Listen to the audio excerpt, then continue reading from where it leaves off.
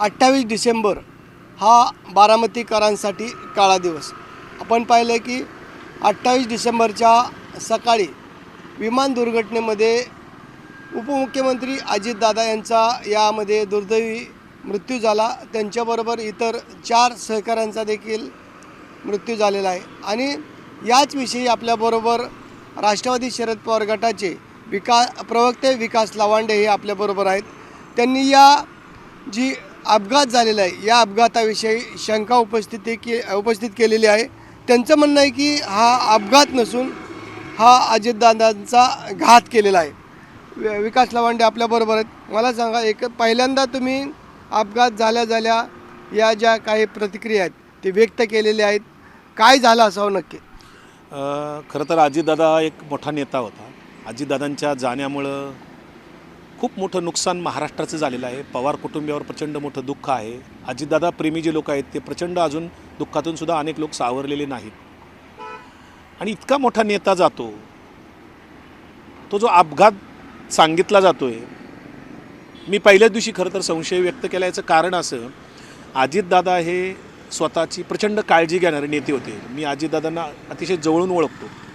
प्रत्येक गोष्टीची काळजी घेणारे, म्हणजे अगदी स्वच्छतेपासून स्वतःच्या नीटनेटकेपणा, वेळ आहे का नाही, गाडी आहे का नाही, कोण सोबत येणार, काय, कुठे, किती वाजता पोहोचायचे, या सगळ्या गोष्टी नेटाने काळजीने पाळणारा नेत्याचा अशा पद्धतीने अपघात होतो तेव्हा निश्चितपणे संशय येतो. त्याचं कारण असं, आज 10 दिवस झाले दादांना जाऊन. ब्लॅक बॉक्स जो आहे तो खरं तर 2 दिवसामध्ये त्याचं ओपन होऊन त्याच्या संदर्भातले खुलासे आपल्या पुढे यायला पाहिजे होते. ब्लॅक बॉक्सबद्दलचा निष्कर्ष अजून 10 दिवस झाले तरी काय येऊ शकत नाही. दुसरी गोष्ट, जो पायलट ठरलेला होता तो 11 आवरला म्हणे ट्रॅफिकमध्ये अडकला, मग दुसरा पायलट बोलवला, किंवा दुःख त्या दिवशी नव्हतं, प्रत्यक्षदर्शी जे लोक सगळे गावकरी सांगतात, CCTV फुटेज दिसतंय, ह्या सगळ्या गोष्टीमध्ये पाहिलं तर कुठेही दुःख नव्हतं त्या दिवशी. मग ह्या सगळ्या संशयाला जागा निर्माण होतात. आणि म्हणूनच आमच्यासारखे कार्यकर्ते म्हणतात की एरवी कुठेही साधा अपघात झाला तर त्याचं संशोधन होतं, त्याचा तपास होतो, कशाने अपघात झाला, का झाला, याचं संशोधन व्हावं लागतं.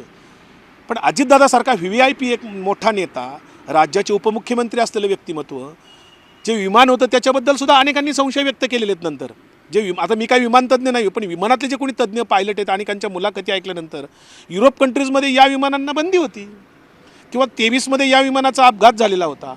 शिवाय अपघाताच्या दिवशी सकाळी जर आपण पाहिलं असेल 10 वाजताच्या बातम्या काय येत होत्या, DGCAचा रिपोर्ट होता की 6 व्यक्ती त्याच्यामध्ये गेले म्हणून.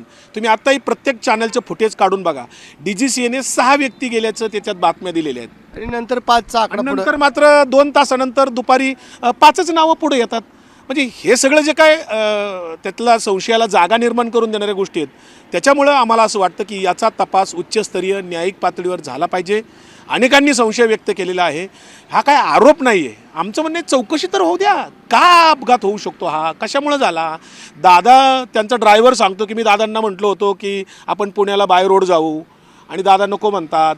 इथपासून सगळं होतं, तिथले फुटेज मिळत नाहीत. सुरुवातीला दादा विमानात बसले तिथले CCTV फुटेज मिळत. देवगिरीतून जाताना फुटेज नाही आहे.